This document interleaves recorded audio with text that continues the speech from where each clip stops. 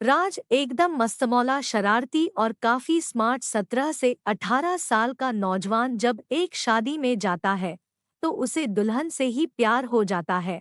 और हो भी क्यों न, वो नई नवेली 19 साल की दुल्हन केवल शादी के जोड़े में ही नहीं बल्कि असल में दुल्हन थी। शायद उसे शादी के मायने पता नहीं थे, पर परिवार के दबाव में वो शादी के मंडप तक तो पहुंच चुकी थी, पर केवल शारीरिक रूप से। शायद उसकी मन स्थिति इस शादी से इनकार करने की थी।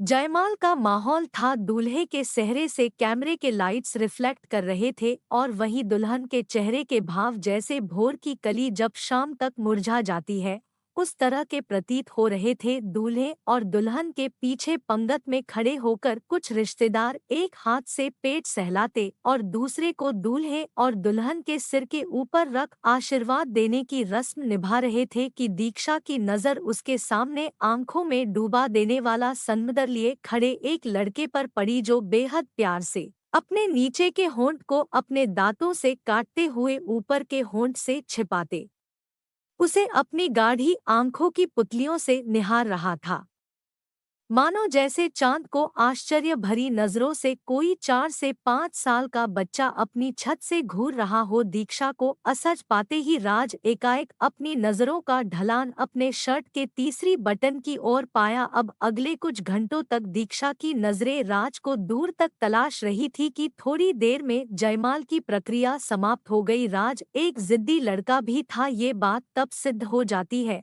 जब दीक्षा कमरे में कुछ मिनटों के लिए अकेली थी। राज उसके कमरे में घुस जाता है और ये कहते हुए कि दिल आ गया आप पर, टिश्यू पेपर का एक टुकड़ा कमरे में छोड़कर खुद भी कमरा शादी का लान और दीक्षा के माथे पर आश्चर्य की एक पतली रेखा छोड़ जाता है। कुछ दिनों बाद जब दीक्षा अपने ससुराल में ठीक तरीके से खुद को सम्मिलित कर लेती है तो उसके ज़ेहन में राज का ख्याल आता है। यूं तो दीक्षा अपनी शादी की रात से अब तक राज की हरकतों को अपनी यादों की पटल से मिटा नहीं पाई थी और ना ही उस टिश्यू पेपर पर लिखे मोबाइल नंबर को। मुझे पूरी उम्मीद थी कि आपका कॉल आएगा ही, पर इतने वक्त बाद इसका अंदाजा नहीं था। राज दीक्षा का फोन उठाकर अनजान लड़की के लफ्ज सुनते ही आपका नाम क्या है, दीक्षा पूछती है। राज राज यादव। और आपका? वैसे मैं जानता हूँ, फिर भी आपसे सुनना चाहता हूँ। राज अपना नाम बताते हुए। और क्या जानते हैं आप मेरे बारे में?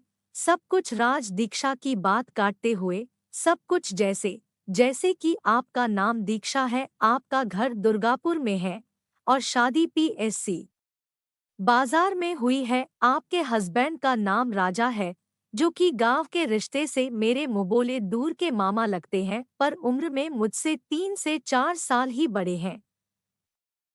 इस लिहाज से तो मैं आपकी मामी हुई। इस बार दीक्षा झट से राज की बात काटते हुए, जी नहीं, ये सिर्फ मान्यताएं हैं और वैसे भी वो मेरे मामा नहीं है, गांव के किसी रिश्ते से। गांव के सारे लड़के उन्हें मामा कहते हैं। एक बात कहनी थी आपसे राज। दीक्षा से। हाँ कहिए। आप बहुत खूबसूरत है। Thank you. Your welcome. Okay, मैं जा रही हूँ। अरे इतनी जल्दी?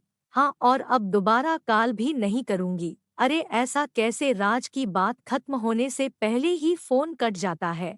निःसंदेह दीक्षा का फिर से कॉल आता है। राज और दीक्षा एक हो जाते हैं, पर दीक्षा अपने पति, बच्चे और परिवार से दूर न हो सकी। न चाहते हुए बचपन और जवानी के बीच ही परिवार के दबाव में दीक्षा शादी तो कर ली, पर अपने बचपन और जवानी के आनंद को ठीक ढंग से न भोग पाई। शायद इसलिए दीक्षा आज भी राज के साथ ज्यादा खुश रहती है। अपने पति की तुलना में कुछ लोग गलत भी ठहराते शादी के बाद भी किसी और से प्यार करने को, पर इसमें दीक्षा की क्या गलती है?